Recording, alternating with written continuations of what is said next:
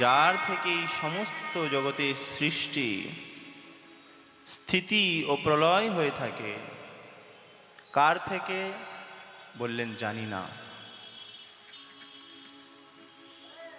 সমস্ত পদার্থের মধ্যে যিনি সৎ রূপে বিদ্যমান এবং অসৎ থেকে পৃথক,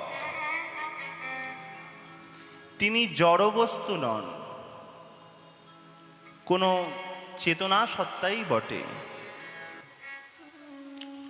পরতন্ত্র নন, স্বয়ং প্রকাশ রূপে বিদ্যমান।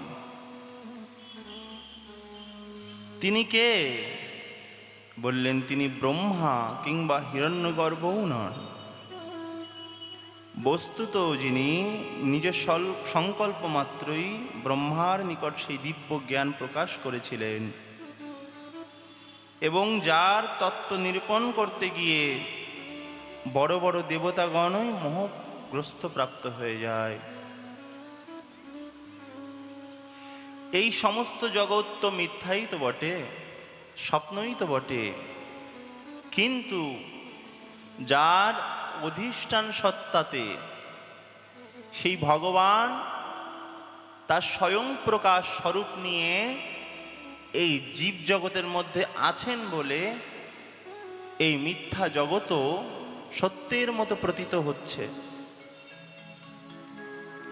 জগৎ মিথ্যা হলেও যার অধিষ্ঠান সত্তার সত্যের ন্যায় প্রতীত হয়,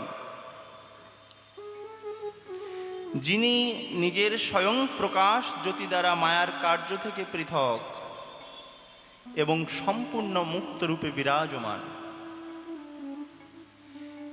এই মায়া তো অনেক দোষযুক্ত, এই মায়ার জগৎ অত্যন্ত দোষযুক্ত, কিন্তু এই মায়ার জগতে থাকার পরেও যিনি পরম পবিত্রভাবে বিরাজমান, আমি কিংবা আমরা সকলে মিলে সেই পরম সত্যস্বরূপ ভগবানকে প্রণাম জানাই।